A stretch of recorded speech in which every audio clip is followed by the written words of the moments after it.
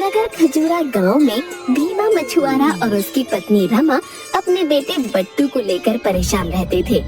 बट्टू बहुत ही भोला और बुद्धू लड़का था। गांव में सभी उसका मजाक उड़ाते थे। बट्टू, ये ले मछली और चावल अपने पिताजी को दे आओ, और हाँ, गांव वालों से ज्यादा बात नहीं करना। ठीक है माँ, मैं किसी से बात नहीं करूँगा, सीधे पिताजी को खाना देकर आऊँगा।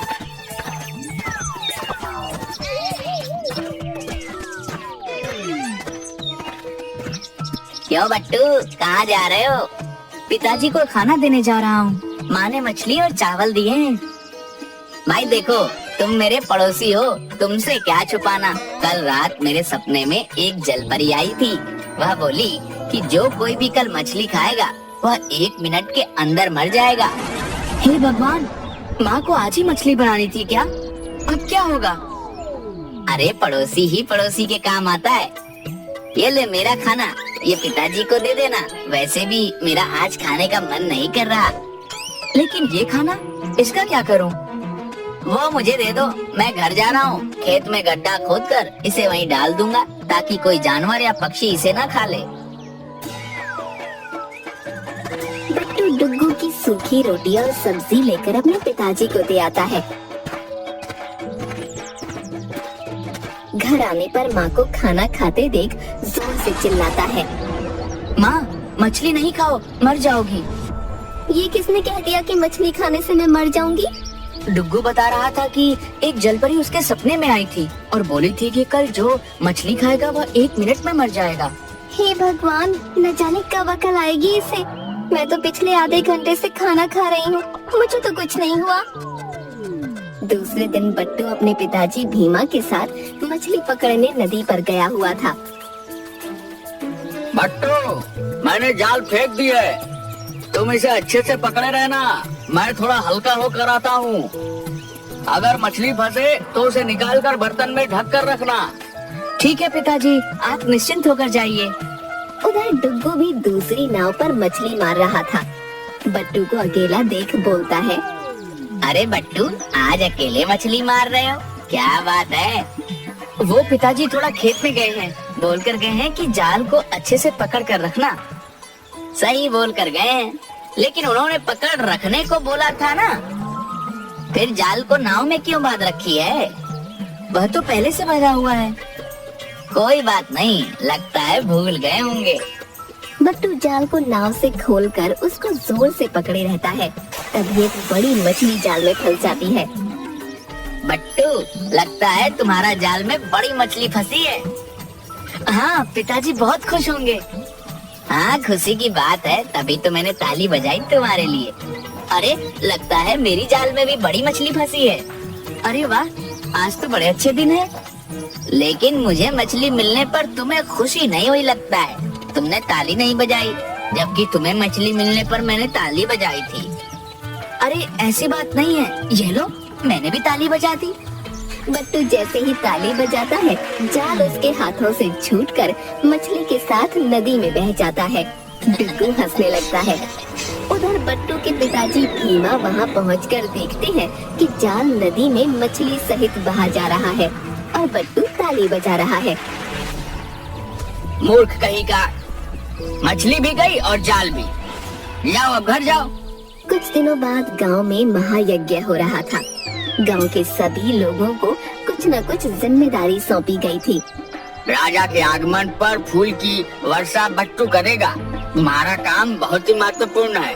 चाहे कुछ भी हो जाए बट्टू, तुम पेड़ पर बने मचान से इधर उधर नहीं जाओगे और ना ही फूल किसी और को दोगे। सरपंच चाचा, चाहे जो कुछ भी हो जाए, मैं अपने काम पर ही ध्यान दूंगा। तय समय पर राजा का आगमन होता है, लेकिन रात में खूब बारिश होने से गांव का मुख्य रास्ता दलदली हो जाता है, जिस वजह से राजा का कारवां दूसरे रास्ते से गुजरने का निर्णय लेता है। बट्टू, मचान से उतर जाओ, राजा दूसरे रास्ते से आएंगे, क्योंकि यह मुख्य रास्ता आगे दलदली है। डुग्गू, इस बार मैं मूर्ख नहीं बनने वाला। चाहे जो कुछ भी हो जाए, मैं ये मचान छोड़कर नहीं जाने वाला। देखो भाई, माना कि हम तुम्हें बार बार बुद्धू बनाते रहे हैं, लेकिन इस बार सच बोल रहे हैं। राजा के मामले में झूठ बोलकर मृत्युदंड लेना है क्या? अगर मचान से नहीं उतरोगे तो वो फूलों की टोकरी हमें दे दो। हमें मूर्ख समझा है क्या? कल ही सरपंच जी सभी के सामने बोल चुके हैं कि फूलों की टोकरी किसी को मत देना और ना ही तुम मचान से उतरना। अरे डुग्गू, तुम लोग यहाँ पर क्या कर रहे हो? राजा का कारवां लगभग पहुँच चुका है, जल्दी से जाकर पुष्प वर्षा करो। पिताजी, ये बट्टू ना ही मचान से उतर रहा है और ना ही हमें फूलों की टोकरी दे रहा है ताकि राजा पर पुष्प वर्षा किया जाए। सुंदर एवं गांव वालों के लाख समझाने के बावजूद बट्टू मचान से नहीं उतरता और राजा बिना स्वागत के गांव में प्रवेश कर जाते हैं। दूसरे दिन पंचायत में कल जो हुआ वह नहीं होना चाहिए था। एक लड़के के कारण गांव की सारी इज्जत मिट्टी में मिल गई। जी सरपंच चाचा, बार बार यही रट लगाए रहा कि सरपंच चाचा ने मुझे यहाँ से हिलने के लिए भी मना किया है। गांव के सारे लोगों की सुनने के बाद पंच ने यह निर्णय लिया है कि बट्टू को इस गांव से निकाल दिया जाए ताकि इसकी मूर्खता के कारण आगे और भी जग हंसाई ना हो। सरपंच चाचा, मैं आज तक इस गांव से बाहर नहीं गया हूँ। मैं बाहर जाकर क्या करूँगा? मुझे माफ कर दीजिए, मुझे गांव में रहने दीजिए। बट्टू, उसके पिताजी भीमा और माँ रमा तीनों बहुत गुहार लगाते हैं, लेकिन सरपंच अपना फैसला नहीं बदलता। बट्टू को गांव से बाहर निकाल दिया जाता है। बट्टू रोते रोते कई गांव पार करके चलते हुए शाम में एक नदी किनारे पहुंचता है। पेड़ की छाया में सो जाता है। जब उसकी नींद टूटती है तो देखता है एक बड़ी सी मछली नदी के तट के किनारे आई हुई है और बट्टू बट्टू कहकर उसे पुकार रही है। अरे मछली, तुम बोल सकती हो? आश्चर्य किंतु सत्य। लेकिन तुम्हें मेरा नाम कैसे मालूम हुआ? तुम्हें याद है एक दिन तुमने जाल में मुझे पकड़ लिया था, लेकिन फिर तुमने जाल सहित मुझे नदी में छोड़ दिया। मैं वही मछली हूँ। मेरी माँ एक जल परी है और वो मछलियों की रानी है, लेकिन तुम यहाँ कैसे आए? यह एक लंबी कहानी है। मुझे सरपंच ने गांव से निकाल दिया क्योंकि मैं बुद्धू हूँ और मेरी मूर्खता के कारण गांव की जग हंसाई होती है। कोई बात नहीं, चलो तुम्हें मैं अपनी माँ से मिलवाती हूँ, शायद उनसे कोई मदद मिल जाए। मछली बट्टू को लेकर नदी के अंदर जल महल में जाती है, जहाँ पर उसकी माँ जलपरियों की रानी उसे वर मांगने को कहती है। जलपरी रानी, अगर आप मुझे सचमुच वर देना चाहती हैं तो मुझे बुद्धिमान बना दीजिए ताकि मैं अपनी बुद्धि से अपना परिवार और गांव का नाम रोशन कर सकूं। तुम चाहते तो सोना चांदी हीरे जवाहरात हमसे मांग सकते थे, लेकिन तुम्हारे भोलेपन को देखकर मैं बहुत प्रसन्न हुई। आज के बाद कोई तुम्हें बुद्धू नहीं कहेगा। तुम एक ज्ञानी लड़के के रूप में जाने जाओगे और ये कुछ स्वर्ण आभूषण मेरी तरफ से तुम्हें भेंट दिया जाता है। इधर गांव में राजा खड़क सिंह का स्वागत ठीक से नहीं कर पाने के लिए गांव के सरपंच और पुष्प वर्षा के लिए जिम्मेदार व्यक्ति को राज दरबार में बुलाया जाता है। अब मुझे कारावास होना तय है। मेरी मति मारी गई थी जो पुष्प वर्षा का कार्यभार मूर्ख बट्टू को दिया था। कहाँ हो भीमा? अब क्या हुआ? मेरे बेटे को तो तुम लोगों ने गांव से बाहर निकाल ही दिया, अब क्या हमें भी निकालोगे? भाई, मैंने तो बट्टू को गांव से ही निकाला। अगर अभी यहाँ रहता तो उसका कारावास तय था। चलो, राज दरबार में बुलाया गया है।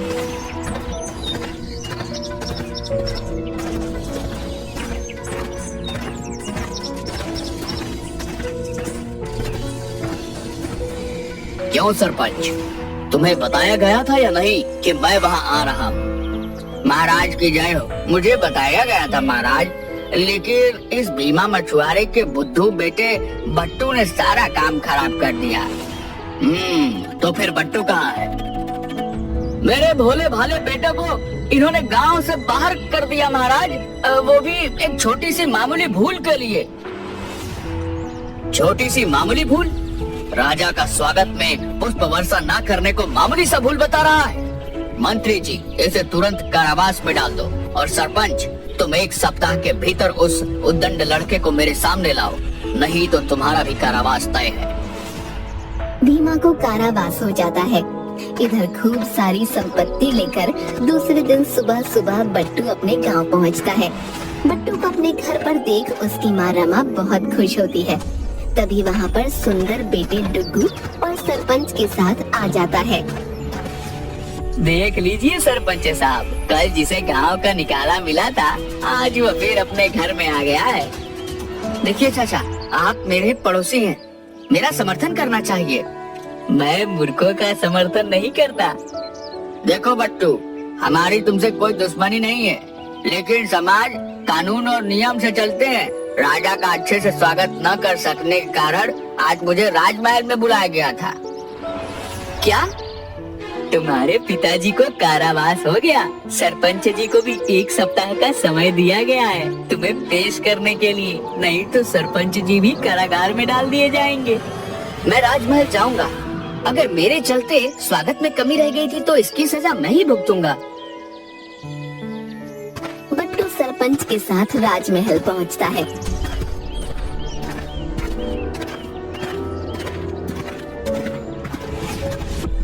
बताओ बालक, मेरे स्वागत में पुष्प वर्षा क्यों नहीं किए?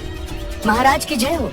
महाराज, पर पुष्प वर्षा की जिम्मेदारी मुझे सौंपी गई थी, लेकिन रात में भयंकर बारिश होने के कारण सारे पुष्प गीले हो चुके थे और हम नहीं चाहते थे कि गीले पुष्प से आपका शाही पोशाक खराब हो, अतः मैं पुष्प वर्षा करना उचित नहीं समझा।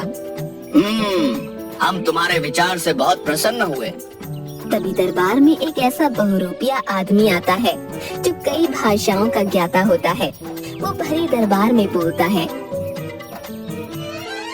आपके राज्य में कोई ऐसा ज्ञानी नहीं है जो मुझे बता दे कि हम कहाँ से आए हैं।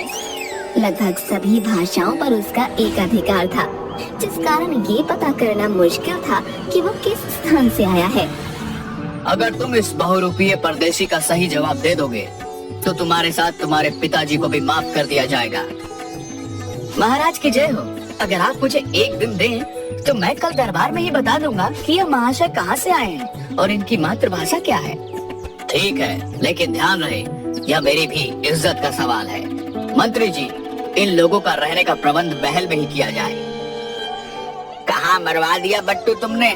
सही कहा गया है कि मूर्ख के संग रहने से हानि ही होती है। कल तो हम दोनों को फांसी लगना तय है। सरपंच चाचा, आप बस शाही आनंद लीजिए। रात में बट्टू उस बहरूपिये को सोने नहीं देता, रात भर बातों में जगाए रखता है। करीब 3-4 बजे सुबह जब वो बहरूपिया गहरी नींद में सोया था, तभी खिड़की से एक बाल्टी पानी बट्टू उस पर फेंक देता है। गुस्से से वो बड़बड़ाते हुए उठता है और फिर चादर तान कर सो जाता है। दूसरे दिन दरबार में, हाँ महाराज, है कोई आपके राज्य में ऐसा ज्ञानी जो बता सके कि मैं कहाँ से आया हूँ? बताओ बालक, कुछ पता चला कि यह कहाँ से आया है? महाराज, ये महाशय सुदूर दक्षिण से आए हैं। इनकी मातृभाषा वहीं की है। एकदम सही महाराज, आश्चर्य। 12 राज्यों में मुझे किसी ने नहीं पहचाना, परंतु यह बालक मुझे एक दिन में ही पहचान गया। यह जानने की प्रबल इच्छा तो मुझे भी है कि तुमने यह कैसे पता लगाया? महाराज, कोई भी व्यक्ति अचानक आई संकट में अपनी मातृभाषा का ही इस्तेमाल करता है। सुबह जब महाशय गहरी नींद में थे, तभी हमने एक बाल्टी पानी पर उड़ेल दी और ये अपनी मातृभाषा में गाली देकर सो गए। वाह, दिल जीत लिया तुमने। आज से तुम मेरे मुख्य सलाहकार नियुक्त किए जाते हो। मंत्री जी, अविलंब इसके पिताजी को कारागार से मुक्त किया जाए। इस तरह गांव का मूर्ख बट्टू अपने ज्ञान से गांव का सबसे बड़ा अधिकारी बन अपने गांव का नाम रोशन कर देता है। सारे गांव वाले बट्टू की जय जयकार करने लगते हैं।